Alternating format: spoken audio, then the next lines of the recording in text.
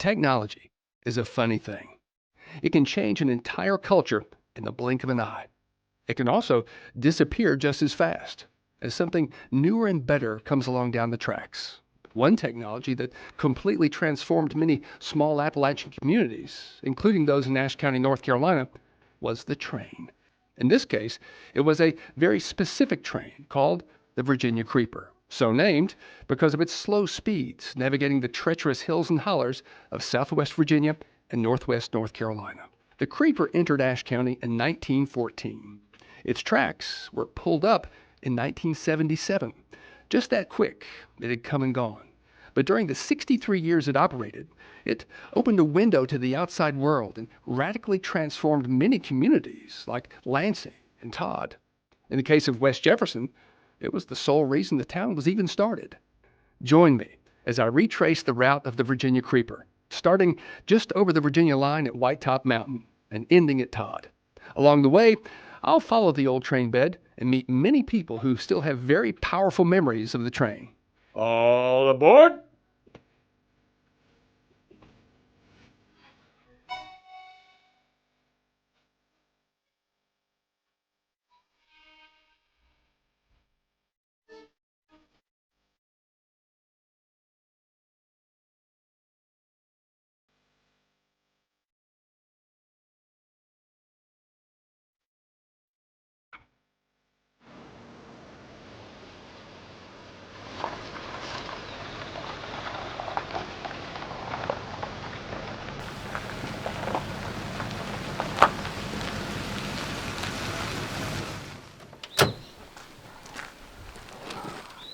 Scott, Hey, how are you?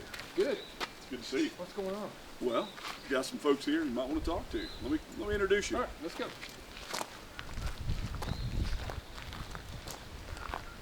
Guys, this is Scott Ballard.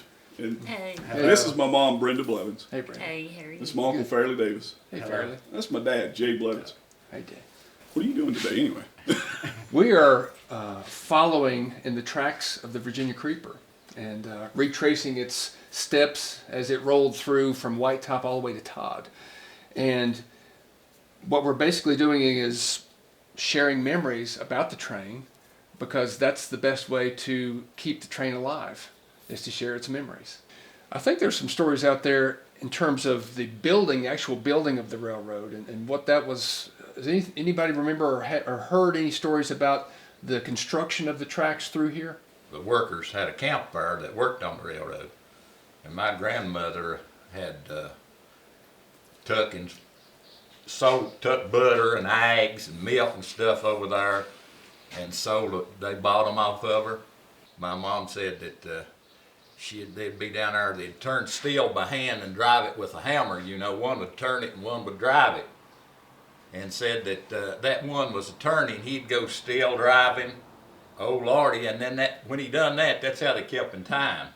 And what were they saying again? What was The one was a turning, would go steel driving, oh Lordy, and then that one go hunt, and he'd hit it.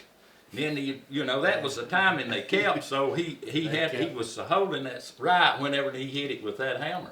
Oh Lordy, don't hit my hand. That's how they kept in time.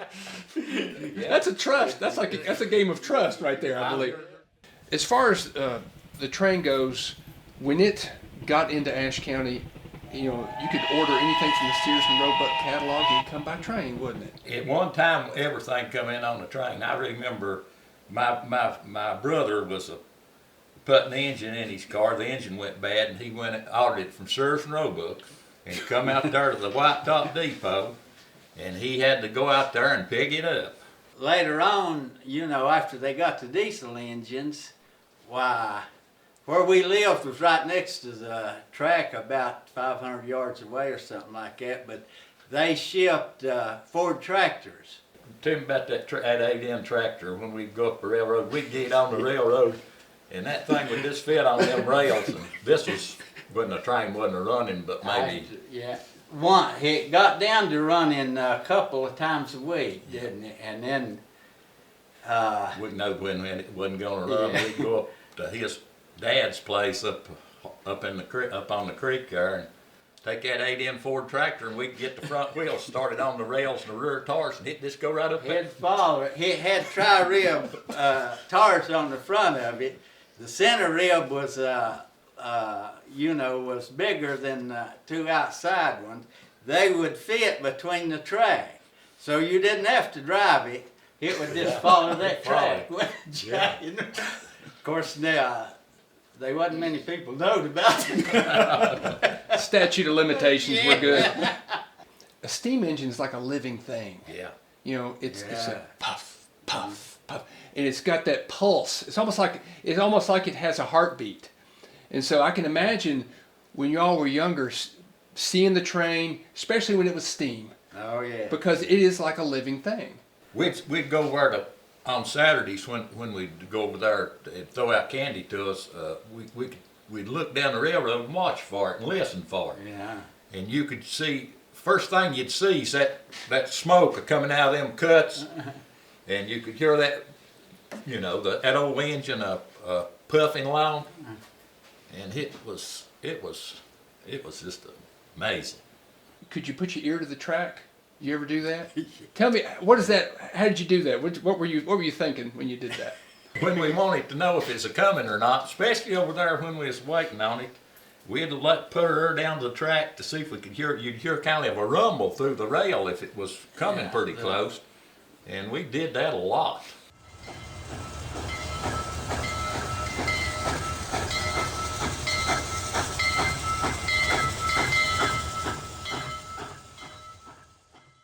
Me and my sister was like third, fourth grade, and we had a field trip, onlyst one I ever had in my life. So we got to go to Lansing, catch a train, go to West Jefferson, to the cheese factory, which I'd never been to hardly anywhere because, we didn't even have a car back then.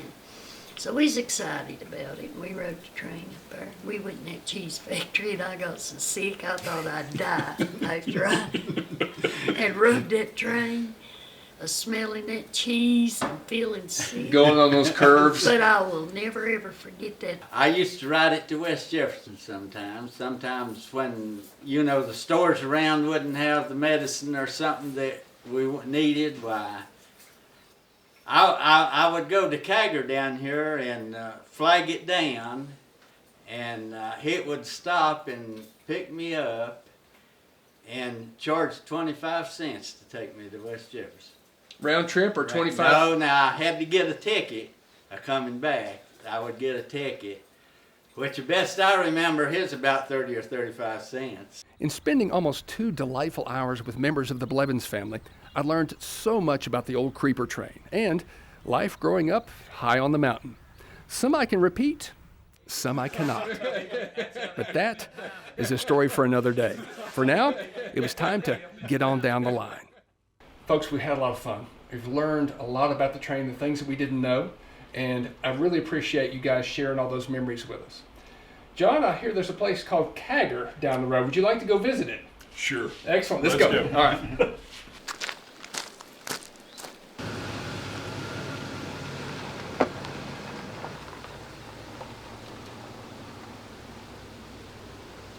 Where are we headed to now? So we're going down to Kagger. So I'm going to point that out to you. And that's one of the things they mentioned. How do you spell it? I can't. I wouldn't even want to try it. I asked my dad, I said, where did that name come from? Right. I don't know. That was his response. I don't know. It's just always been that way. And it was funny. I asked him, I said, how do you spell it? I don't know. It doesn't really matter. Doesn't matter. But I It's had to there. ask the question. Welcome to downtown Kagger. This is where they were talking about. So when my uncle was talking about getting on the train for 25 cents, it was just down up against the hillside. So he would flag the train down there and then hop on and ride. And then at some place, and I don't know where exactly, but somewhere down there, the spur line popped off, came up through this bottom, crossing Big Horse Creek, probably crossing either to the left or to the right of us, Just came right through this bottom, and then went on up for probably another mile or close to it. and they probably ran the spur as long as they had timber, then they just picked it up and built another spur somewhere else. I'm sure. After visiting Kagger, which appears on no maps, I dropped off John Blevins and proceeded down the mountain, paralleling the old train tracks as best I could. I soon found myself driving along Big Horse Creek, which had carved the route for the creeper a millennia before.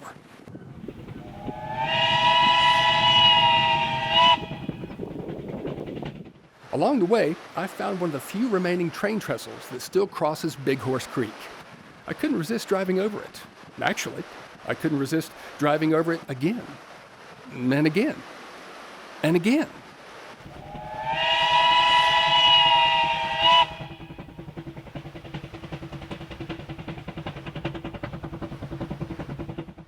Continuing down Big Horse Creek, I drove through the all but forgotten Nella or Husk community, and then through Tuckerdale. In both communities, long ago, there had been railroad depots.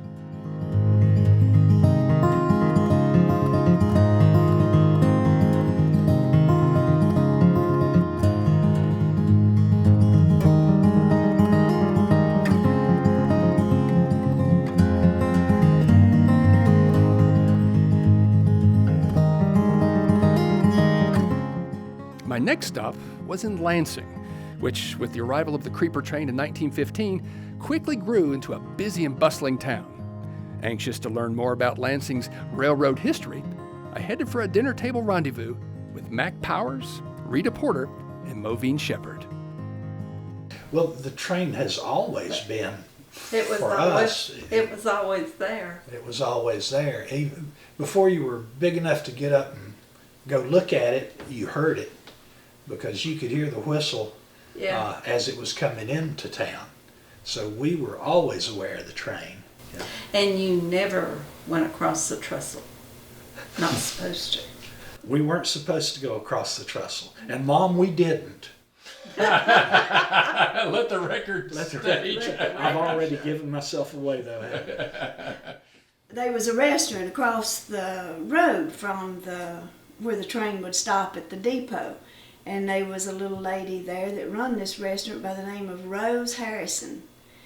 And she would order her, oysters was a big thing, you know, for people in the area. They liked to go there to eat oysters. And she would order her oysters from Norfolk, Virginia. And they come in by the way of the train. And she got to missing a couple of cans, you know, now and then. So she called the company. And the company checked in on it, and the guys from the train were borrowing, they called it borrowing, Right. A couple of cans now and then to make oyster stew, hot oyster stew from their trip from Norfolk to Lansing. So that ended that.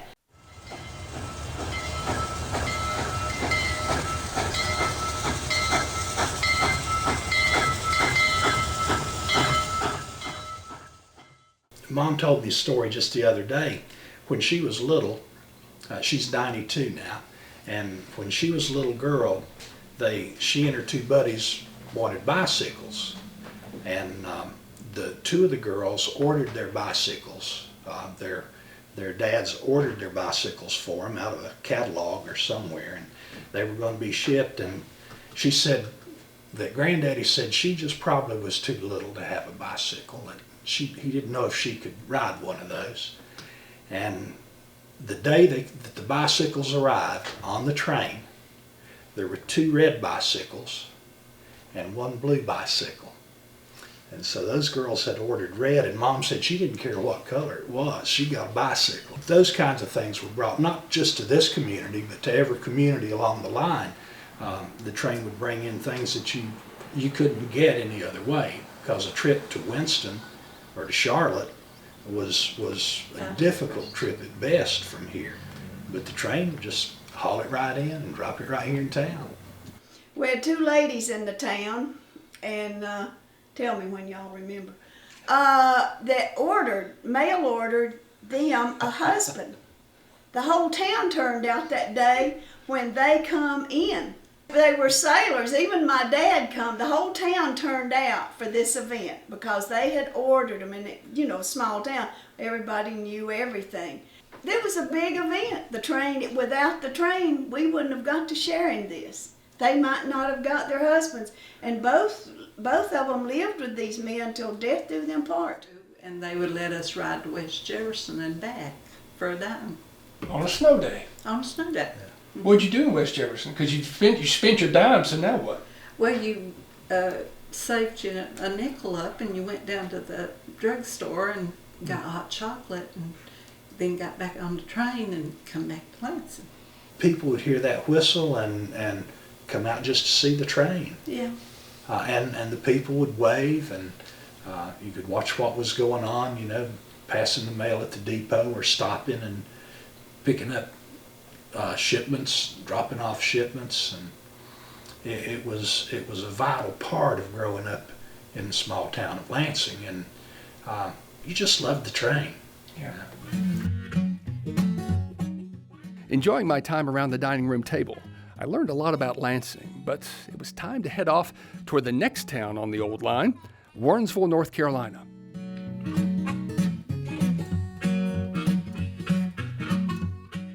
There, I met up with local historian and my good friend, Sam Shoemate.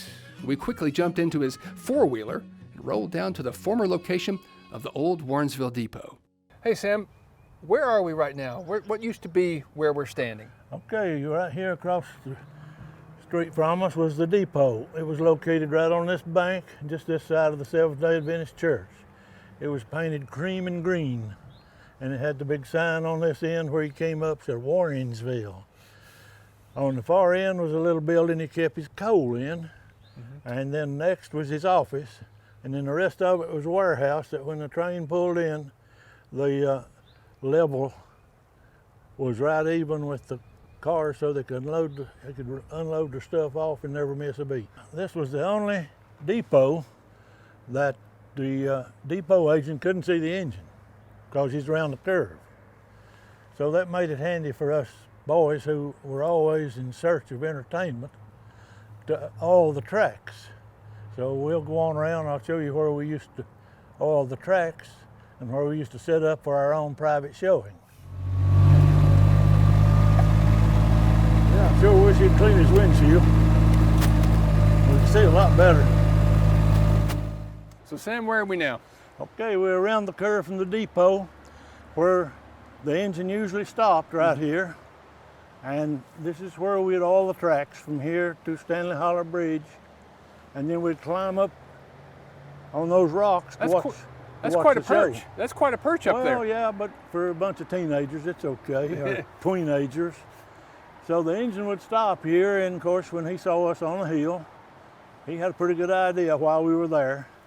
And he would shake his fist and he would holler, but we couldn't understand what he said because the engine made so much noise. What and a pity. Probably better if we couldn't hear it. Yeah, it's going to add some new words to your vocabulary. But he would try to take off.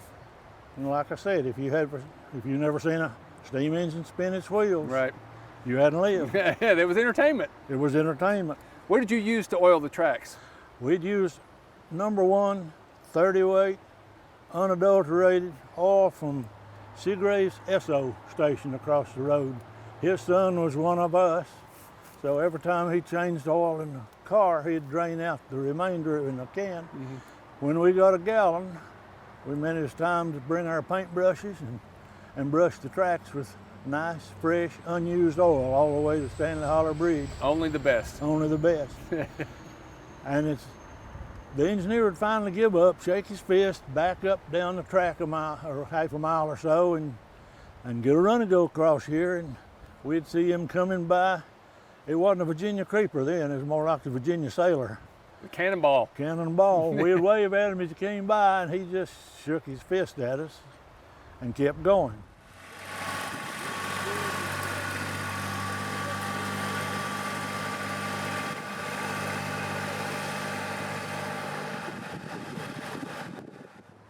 Sam, where are we now? Okay, we're up at Stanley Holler where the Virginia creeper came through and disappeared through that cut. The Turner house was located on the hill right there. Old man Howard Turner and his wife Hattie raised 10 kids in a little house there. All the kids' names started with an H. They had to get creative if they had 10 kids and they had to keep the H theme going. They did. They got down to Hopel, and little Hopel was about 3 years old. She was playing in the cinders between the tracks right where we're standing when the train came through the cut. Coming through West Jefferson. coming from West Jefferson, heading back to Abingdon. And as he came through the cut, he saw her, and he laid on the whistle and the brakes at the same time, but it skidded right over the top of her. And I don't know who it hurt the worst, the people in Ashe County or the N&W Railroad. The engineer and conductor, brakeman, they all picked her up and put that thing in reverse. And they had some telegraph for an ambulance to meet them, which it did, up at Smithport. Took her to the hospital, but she was dead. What did the railroad do to commemorate the incident? What did they do?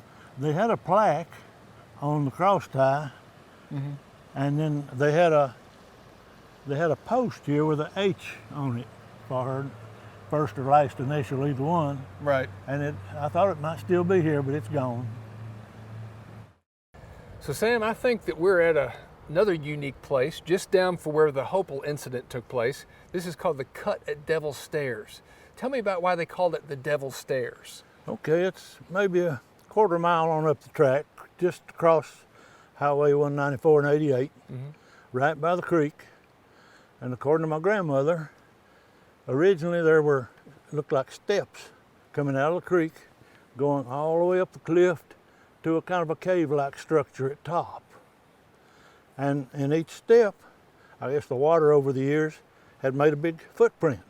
So it just became the Devil's Stairs. I mean, who else would create something like that? Right. So when they brought the railroad through, they blasted out part of it, but there was one of the workers was impaled there with a steel rod packing dynamite, and that brought about one of the stories of the Devil's Stairs. So if you go through there about midnight, you can hear him moaning. And even before then, before there was a bridge, there was a footlog, and the young girl who had a baby out of wedlock decided she didn't want it and dropped it in the creek off the footlog. And also at midnight, if you go across there, you can hear a baby crying. So it's kind of a cursed place. Yeah, it's kind of a cursed place. And of course, there's always the story of the headless horseman, or the person who gets behind you in your back seat as you drive through. But we may have an explanation for that. It disappears up about Oak Grove Church. Yeah, as my grandmother always said, inebriation probably had a little bit to do with those stories. Inebriation had some role in that. Right, yeah.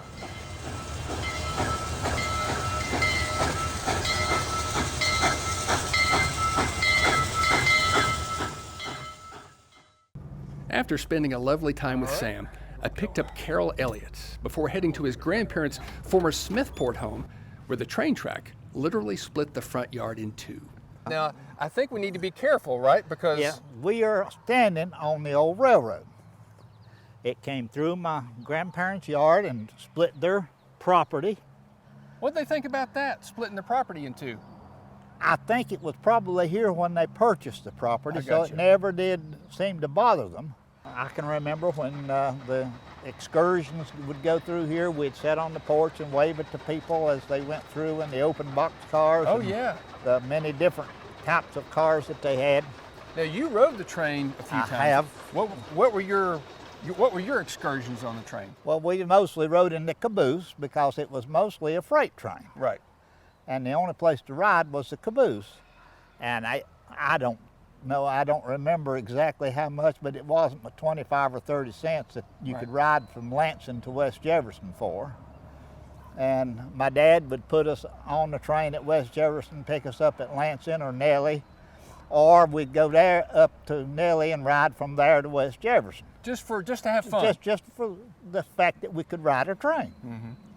And then when it went out, they pulled up the tracks and the land reverted back to the original landowner. And that's an important point, because the original landowner could have been decades before. Exactly. And the land might have changed hands two or three or four times. That happened here. There was a house just up the road here, and you can see it.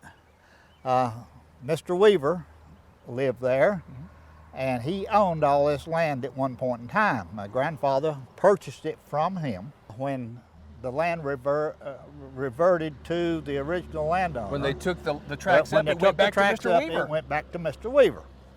Of course, Mr. Weaver was dead. He So had then passed what? away. Then what? So he had 3 daughters that were still living.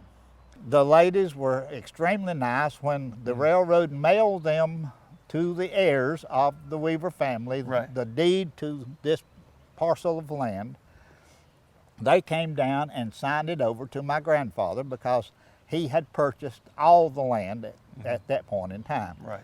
And they had no use for 20 or 30 feet of land that What a relief. went right through this. What a relief. My grandfather was, of course, pleased. He didn't realize that it reverted Right. to the original landowner. I don't think anybody did. But the ladies, they just said my dad sold it honestly and above board, and Right. you know, it's your land. Now, Carol, I've heard that the ore from the ore knob mine would come to the depot in Smithport. Is that around here somewhere? No, it wasn't here. It was up about a half a mile or so above here at the little community that is Smithport itself. Because we're on the outskirts. We of are on the Smithport. outskirts of Okay. Smithport. Well, let's go yes. check it out. All right.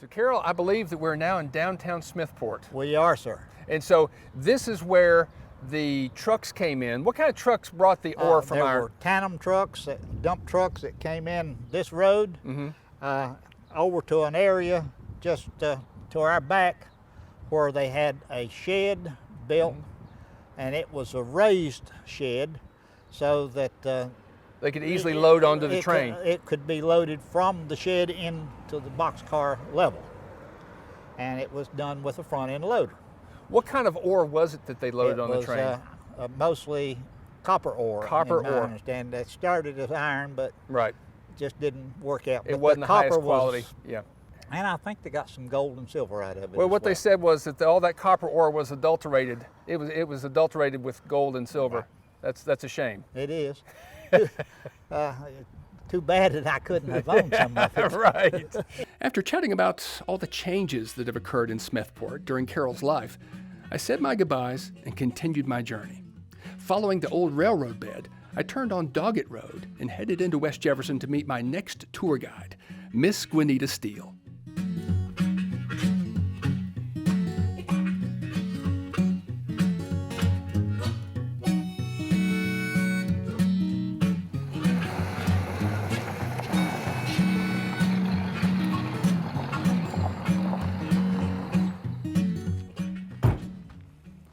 Hey, Gwinnetta.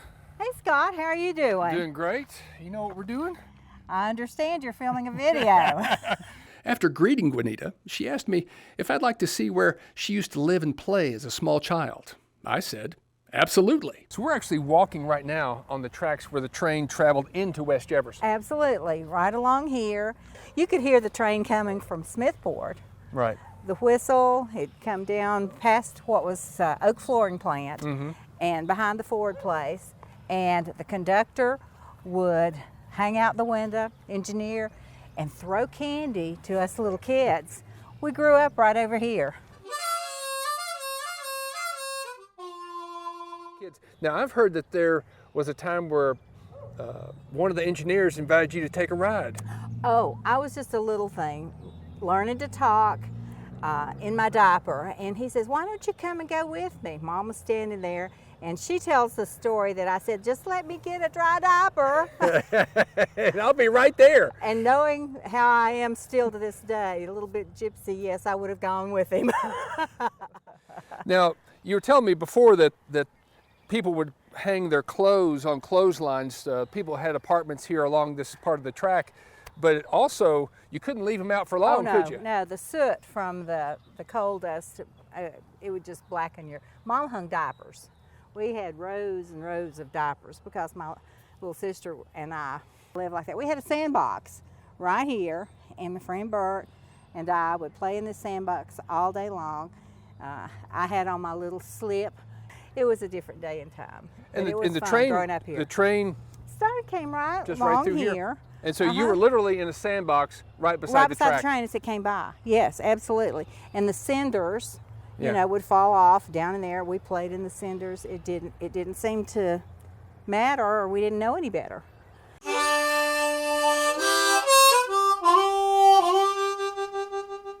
And I didn't know that not everybody lived the way we did until I went to school. And Right. then you realize that other people have real homes. Like and then big we houses. moved to a house. Right. Yes, and houses and yards. Not the railroad track. living beside the tracks, right. Following some great conversation with Juanita, I got back in the Golden Girl and drove to the West Jefferson back street, where I was scheduled to meet with local residents and renowned artist Stephen Shoemaker. Stephen has co-authored a Virginia Creeper book and painted the train numerous times.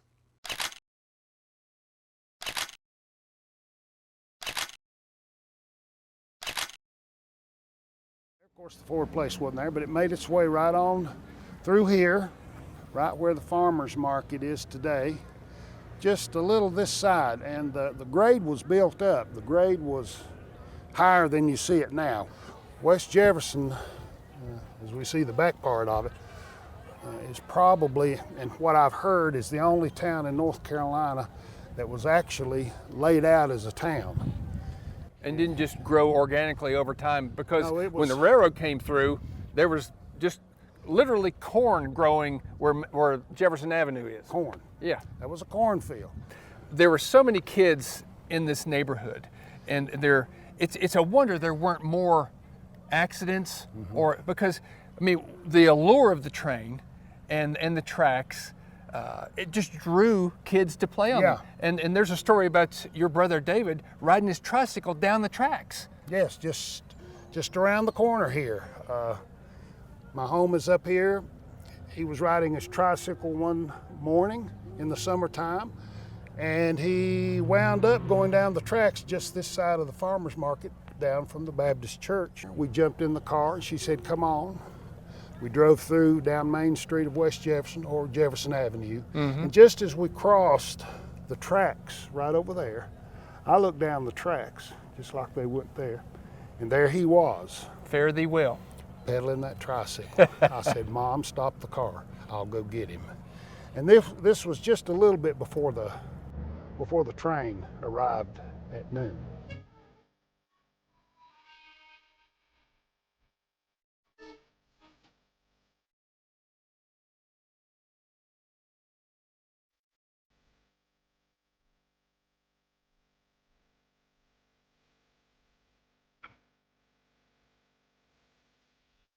But the water tank that's set back there, one of the good stories about the old water tank, it was a place to play and a place to gather after school sometimes. Truett Weaver, who was quite a fun-loving young man who has John Deere tractor over in Jefferson, he was playing on the water, around the water tank one day, and there's a big rope that's attached to the spout. When you pull the spout down, it kicks open a valve and it allows the water to come down that spout. So somehow the rope either got stretched, we don't know. But he was able to climb up to a point and jump over and grab that rope. It was irresistible.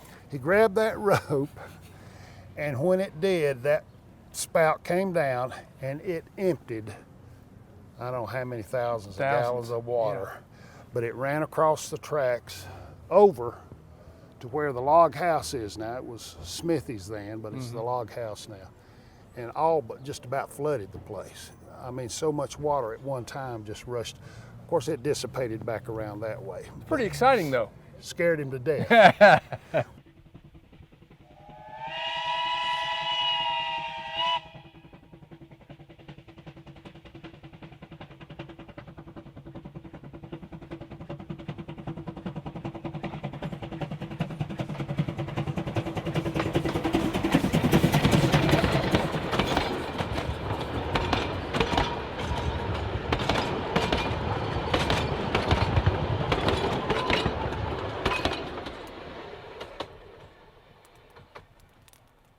When the train finally pulled up its tracks in 1977, what was the mood? What was the mood, if you could describe it, in West Jefferson at that time?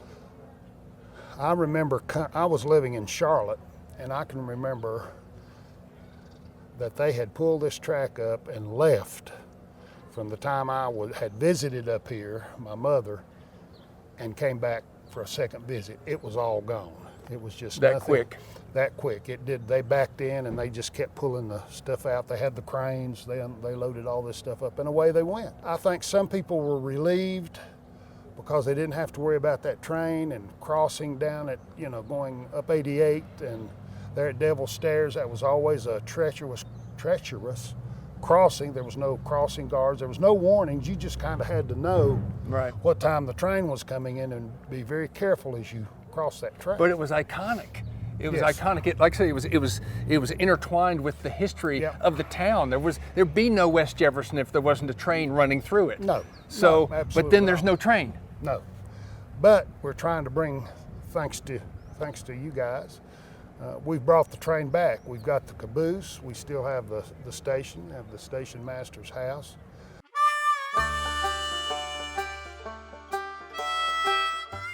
While continuing our tour of the West Jefferson backstreet, Stephen started telling me about the leaf excursion trains that ran every fall during the late 1960s and 70s.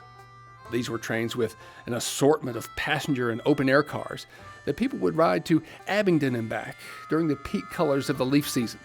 Extremely popular, they generally sold out very quickly. Stephen's tale picks up with him riding one of these trains on the way back from Abingdon. We were just approaching White Top Station, and we noticed a time or two that the train started chattering. I looked over at one of my buddies and I said, "What's that?" And he said, "I don't know, but it doesn't sound real good." And the next thing we know, we're riding the ties. It chattered a while and then it got rougher. And I said, "Tom, what are we going to do?" And everybody started setting up in their chairs. Some of the people that had been sleeping started waking up. What's going on? And that whole thing is really rattling. And he said, "Follow me." I said, "Follow you where?" "We're on the train." He said, "Follow me." So Tom went forward on the train. We walked across, a couple of those little gang walks there that are very precarious. They're not enclosed like they are now. And we get, I think, 2 cars up from the car we're in, and you could look back and you could see it chattering. And just as we got up there and looked around, that thing jumped the tracks and started scissoring up. Fortunately, none of the cars tipped or flipped. Some of the people were absolutely scared to death. And a lot of hollering and "Is everybody all right?" and this sort of thing. But it just immediately stopped the train. I mean, it just surged. He couldn't pull it. Anyway, they got a bus company. I don't know if it's from West Jefferson, probably from over in Bristol, to bring some buses over. And the people that did not want to get back on the train, what was left of the train to ride back to West Jefferson, they had buses there for these people to get on those buses, and several did. Several did. The older folks, it just scared some of them to death. And I can remember everybody piling on the train and all the excitement, and wasn't about the colors of the leaves. It was, we had made it through, but we had miles to go and major trestles. In fact, just before you leave White Top, there's a set of trestles, a couple of the highest trestles on the line. If we had passed White Top and gone just a little bit further, there's a double set of trestles. Had that train got on one and started on the other, it would have been a catastrophe of the highest caliber. But fortunately, that train did what it did right there at White Top.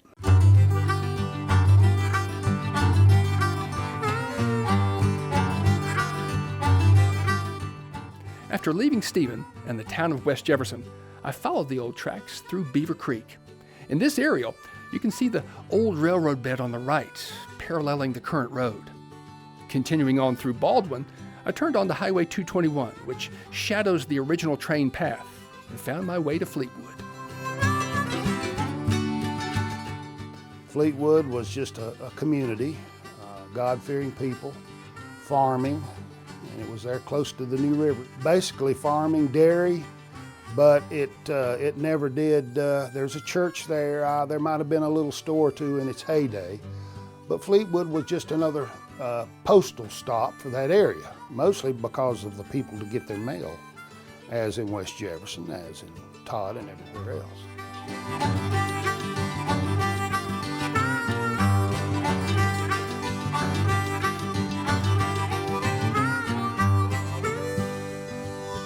The drive out of Fleetwood down Railroad Grade Road is one of the flattest in Ashe County.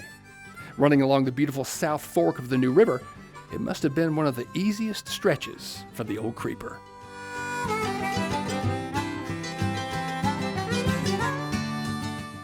Continuing down Railroad Grade Road, I soon came to the historic village of Todd, which at one time was Ashe County's biggest town. Its growth was fueled by being a railroad boomtown. But when the train left in 1933, it began to downsize. I looked forward to chatting with Kelly McCoy, owner of the old depot, and discovering more about Todd's railroad connection.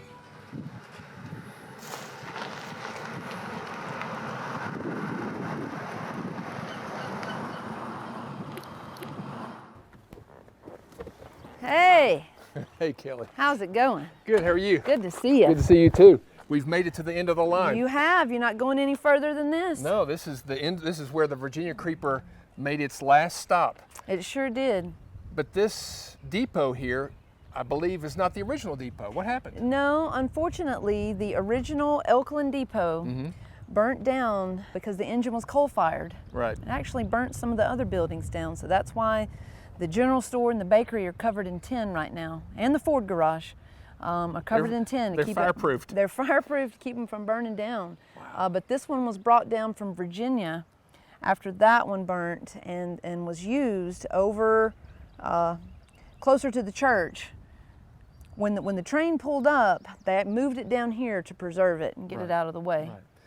So did the tracks actually come through this area right here? No? No, this was used as the train yard. Okay. So this is where they stored the Storage. lumber and probably stored the coal, because in the driveway here, after it rains, you can see chunks of coal come up, which is kind of cool. That's right. The kids really like seeing Throw it that. in the wood stove. You could. So it's my understanding that when the train came to Todd, Todd just blew up. It blossomed. It was actually bigger than Boone and West Jefferson. How is that possible? Because being the end of the line for the railroad, when that was the main transportation, that's where all the supplies came in, where all the supplies went out, which happened to be lumber mostly. Right. So all these trees that you see around here, back in probably 1918, 1920, Nothing. 1922, bare. So when they cleared everything out, the train ended up stopped running from here because they were losing money, the extra 12 to 14 miles to come To bring it to Elkland. So what were some of the businesses that sprang up in Todd during that brief sort of boom town time? There were actually 2 doctors, 1 dentist, which the dentist building is still here. Nice. It's still over next to the Todd Hotel. There were 2 hotels. There were 7 different businesses. And then There was the first Ford dealership and the in first Ashe Ford County. dealership, so they would bring the Model T Fords in, boxed up, take them up to the Ford garage, put them together, and sell them out of the Ford garage. Some assembly required. Yes, And you could have them in any color as long as it was black. exactly. That was the Henry Ford way. Exactly. While strolling and chatting with Kelly, I gained a new understanding of how important the train was in fueling Todd's extraordinary growth during the 1920s. I wish I could go back to that time and visit. It must have been like one of those wild boom towns that you read about in the Wild West, but located right here in the heart of Appalachia. So Scott, you want to take a look inside of the old train depot? I would And love to. I've got a surprise I'll show you. Perfect, let's go check it out. Cool.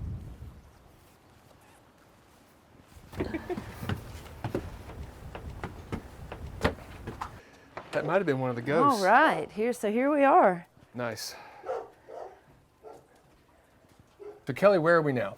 So now we're inside the train depot. We're actually up in the freight room. Okay. So what kind of things came through the freight room? This is where they would store any kind of supplies that were being shipped down. So I've heard that there were actually Sears and Roebuck houses that were brought in parts, and people were building their first modular homes back in the day. Yeah. But it could have been just any supplies that weren't here. Sure. Because it was Todd's link to the outside world, and so anything was possible by rail. Absolutely. So what's the surprise? So the surprise is we actually have writings on the walls here. So people... Graffiti? Graffiti. So you've got A.L. Calfee, June 23rd, 09, and then R. Jones, something, 12, and then down here it's like a D.C.H.J. Probst.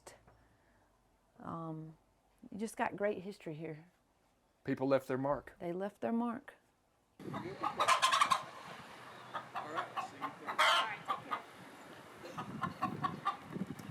Well, Kelly, thanks for spending some of your morning with us today and sharing some stories about the Virginia Creeper as it came to Todd, North Carolina. We really appreciate it. Well, I really appreciate y'all doing it because I'm really excited to see everything you've put together and folks being educated. Yeah, we've had a great time doing it. Awesome. Yep, Thank take you care. so much. Yep. I'm going to go check out this caboose over here. You mean play on it? That's right. That's right.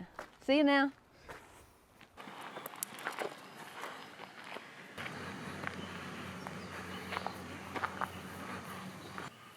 The journey from White Top to Todd has been a long one, not only in miles, but also in memories.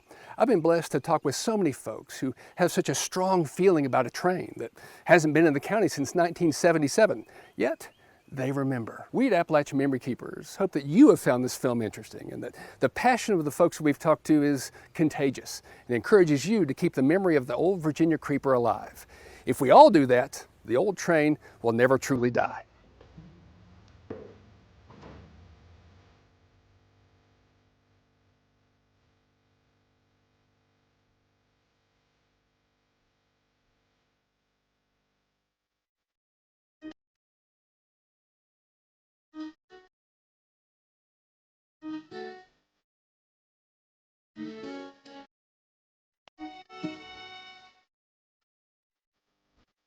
Mm-hmm.